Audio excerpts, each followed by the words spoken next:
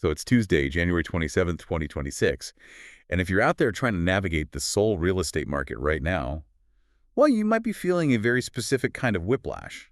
It's more than whiplash. It feels like the ground rules have completely changed almost overnight. That's what we're seeing in the data this week. Yeah. It suggests the market hasn't just, changed direction. It's like its entire psychological state has been flipped on its head. And it happened incredibly fast. If you look at the field surveys from just late December, so maybe a month ago through to today, we're seeing this massive transition from a market driven by choice to one driven by sheer panic. Right. And we have a lot to get through on why that's happening. We've got reports here on the inventory collapse, the 10-15 measures, and this whole phenomenon of panic buying spreading out. Yeah.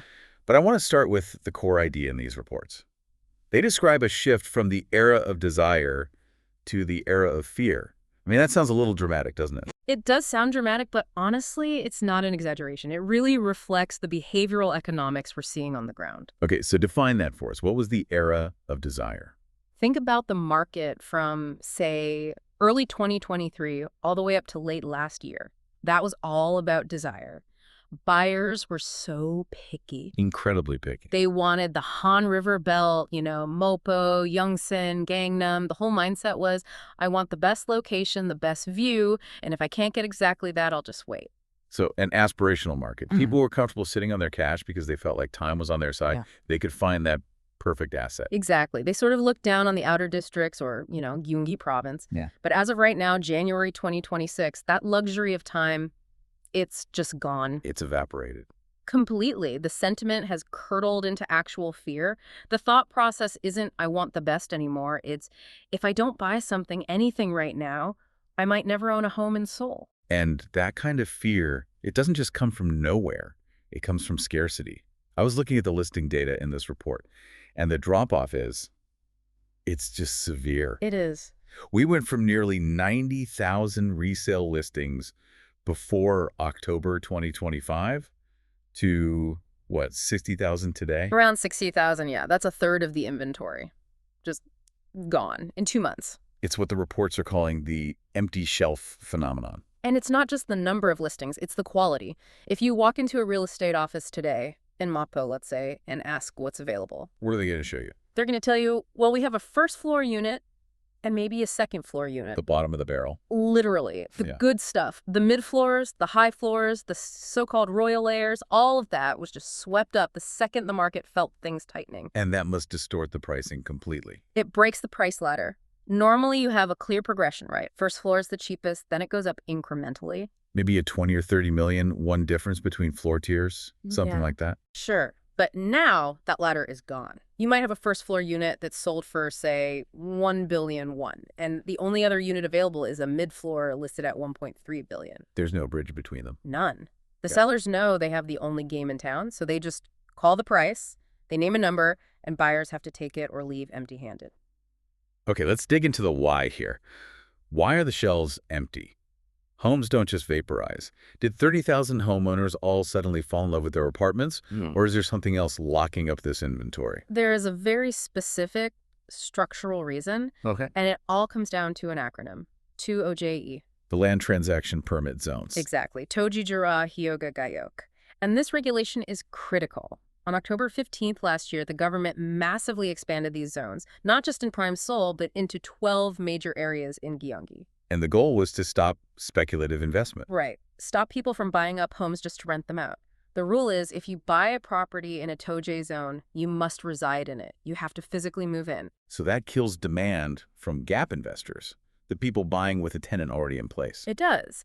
But we're talking about a supply problem. So why does a rule for buyers stop sellers from listing their homes? That's the paradox. This is the huge unintended consequence.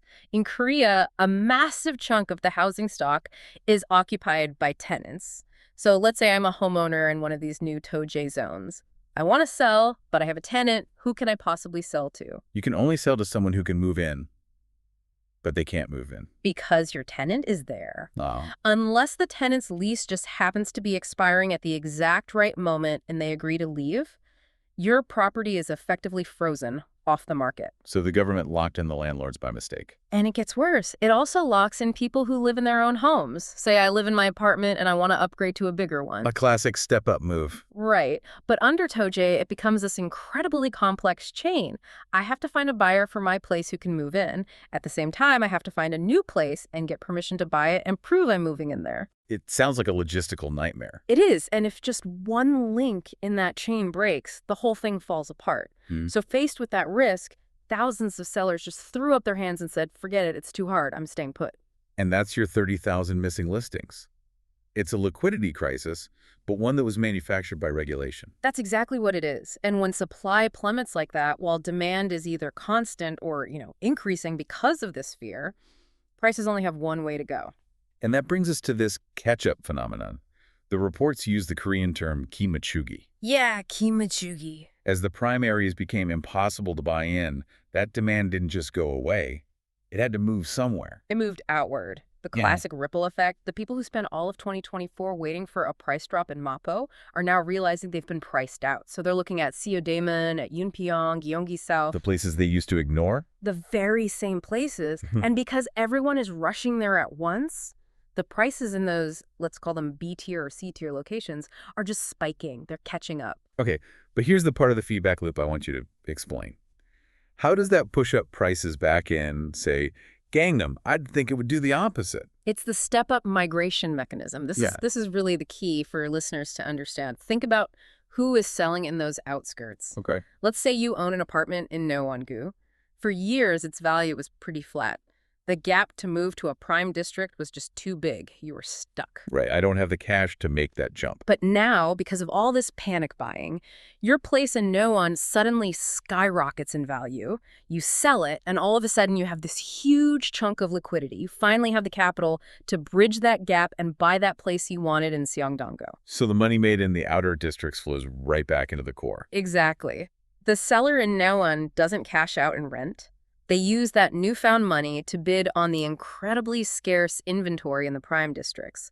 So the catch-up in the periphery just reloads the cannons for the next price surge in the center. That is a powerful mechanism. It's like a wave that hits the shore and then pulls back out with even more force. The source material mentions we've actually seen this movie before, 2018. The parallel is almost perfect. After the August 2017 measures, we saw a very similar lockdown on inventory. Things were quiet for about 8 months, and then boom. Prices went vertical in 2018 for this exact reason. History is rhyming. It really feels like we're in this cycle of, well, policy misfires. You mentioned the October 15th TOJ measure, but the reports also go after the 97 supply measure from last year. The government promised 1.35 million new homes. That's a huge number. Why didn't that calm anyone down? Because people in the market have learned they don't just read the headline number anymore, they read the fine print. And what was in the fine print? When they looked at where those 1.35 million homes were going to be, very few were actually in Seoul, the ones that were. They were on tiny plots of state-owned land, like literally parking lots in Seocho or Sangam. The volume was totally insignificant. It was paper supply. A promise of housing in the distant future in places nobody wants. And that triggers what psychologists call learned helplessness. People have seen this before. They know the timeline from a government announcement to actually moving into a new apartment in Seoul is, 10 years? Maybe more. Right. So if your rent is going up today, a promise of a condo in 2035 is completely meaningless. In fact, it makes you panic more because you realize no real help is coming anytime soon. But I want to push back on a common defense you hear. Seoul is expensive because there's no land. It's a dense city. There are mountains. Is that really true? Is the government just helpless because of geography? That's one of the most persistent myths. And the data just doesn't support it. You only have to look at the comparison with Busan. The port city down south. Right. If you've been to Busan, you know its topography is a builder's nightmare. It's all mountains and steep valleys crashing into the sea. It has far less flat, buildable land than Seoul. It's true. Half the city is on a cliff. And yet, for the last decade, Busan has consistently supplied about 27,000 to 28,000 new housing units every single year. They approved redevelopment aggressively. They allowed high-density buildings on hillsides. They prioritized getting units built over everything else. And result for prices. Stability. A brand new standard 84 square meter apartment in Busan has a Jeonsi price. The big deposit of around 400 million won. And in Seoul, for a comparable new build. You're looking at over 1 billion won. That's a 2.5 times difference. It proves the point. Seoul scarcity isn't a geographical inevitability, it's a policy choice. We chose, for various reasons, to restrict redevelopment and limit supply, and now we're all paying that scarcity tax. So it's not that we can't build, it's that we haven't. Correct. And that realization that the cavalry isn't coming is the final push that takes someone from desire to fear. Okay, let's pivot a bit to the different market segments. We've been talking about this mid-tier panic, but what about the ultra-high end? Is there a bidding war for 5 billion won penthouses in Gangnam? It's fascinating, but no. The market has split in two. While the mid-tier is pure chaos, the ultra-luxury market homes over, say, 4 billion won is actually pretty calm. There's more inventory available in that price bracket than in the mass market. That seems completely backwards. Why is there more supply at the very top? It's all about liquidity and regulation. Specifically, the loan-to-value or LTV rules. Once you get above a certain price, mortgage lending just vanishes. So you have to be a cash buyer. Pretty much. To buy a 4 billion won house, you need to show up with something like 3.8 billion in cash. That's a huge barrier. It's a hard cap on demand. Even very wealthy people don't usually have that much cash just sitting in a checking account, so the pool of potential buyers is tiny. Whereas in the mid-tier, In that 900 million to 1.5 billion won range, that's the sweet spot for pain. That's the price accessible to upper middle class dual income families, the people using that step-up strategy. They can get some financing. They can scrape the cash together. so everyone is trying to get through the same narrow door. You got it. Thousands of households fighting over a handful of homes in that one specific price band, while the luxury units just sit there. The panic is concentrated on the rungs of the ladder people need to climb. So if I'm listening to this and I'm thinking, okay, this is all irrational, it's a bubble based on fear and bad policy, I'm just going to wait for the crash. What does the data tell me? The data says that wait and see is an incredibly risky strategy right now. You just have to look at the transaction volume. In January alone, we're tracking over 4,000 transactions. Is that a high number? In a vacuum, it's healthy. But when you consider how little inventory there is, it's extremely high. It means the absorption rate is massive. Almost anything that gets listed is being bought instantly. The market is liquid, but only in one direction. Right. If you're waiting for a crash, you have to ask yourself, what's the catalyst? We've established supply isn't coming. Regulations like TOJ have locked sellers in, so there's not going to be a flood of new inventory.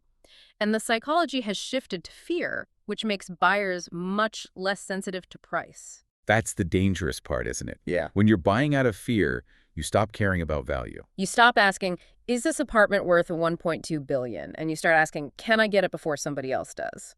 When that survival instinct kicks in, rational valuation goes out the window. And we're probably just at the beginning of this next leg up. This all raises a much bigger kind of a social question.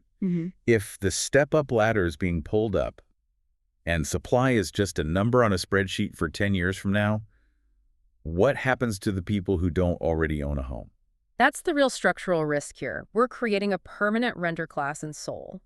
If you miss this boat, this panic buying phase, the price of entry might jump so high that it's permanently out of reach for anyone on a normal salary. It's a widening gap between asset owners and everyone else. A rapidly widening gap. And understanding the mechanics behind it, that it's a regulatory-induced liquidity crunch, not just random market mania, that's so crucial for anyone trying to navigate this. So for the listener who's been waiting, trying to time the bottom, The market is telling you the bottom was probably 3 years ago. The mechanics of the market right now, the TOJ you lock in, the step-up cash flow, they all point to more scarcity, not less. in a market driven by fear, maybe the biggest risk isn't overpaying by a little bit. It's being left with nothing at all. That's the harsh reality of 2026. Time itself has become the most expensive commodity. We'll have to keep watching that transaction volume. 4,000 deals in January. That's a market with a racing heartbeat. It tells us it's very much alive and very, very anxious. It certainly is. Thanks for diving in with us. Stay informed, keep an eye on those regulatory updates, and just remember, understanding the mechanism of the market is your best defense when everyone else is losing their heads. We'll see you on the next Deep Dive.